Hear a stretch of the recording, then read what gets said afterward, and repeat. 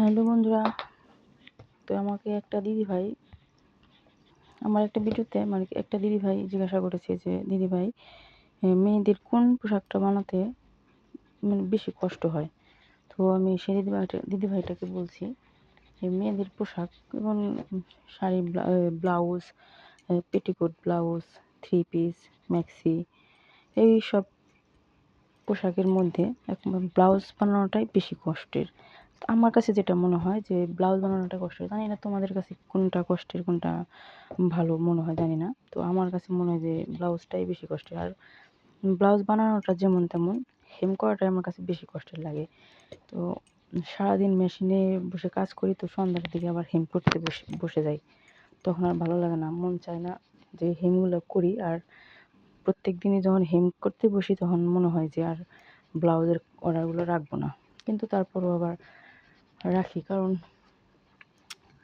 সবসময় আমাকে দিয়ে বানায়, তো নাও তো করতে পারি না। যাই হোক, রেখে দিই। আর ব্লাউজের হেম করাটাই দিদিভাই সবচেয়ে বেশি কষ্টের।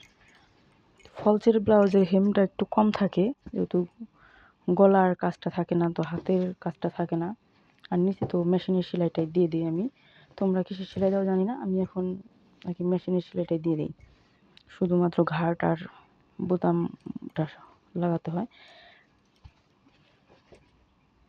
এটা একটু হাতার ডিজাইন করা আছে। এটাকে কি শাড়ি বলে জানি না, এটা হলো পার্টি শাড়ির ব্লাউজ। এটা হাতায় একটা ডিজাইন, কুচি কুচি হালকা ডিজাইন, তো ডিজাইন। এটা হলো পার্টি শাড়ির ব্লাউজ।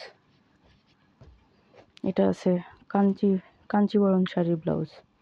এটায় কোনো ডিজাইন নেই, একবারে নর্মাল ভাবে বানানো, শুধু এই ঘন্টিটা একটু 3টা করে ঘন্টি দিয়েছে।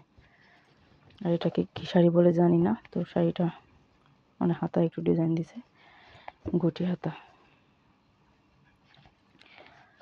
তো বন্ধুরা, ভালো থেকো সবাই।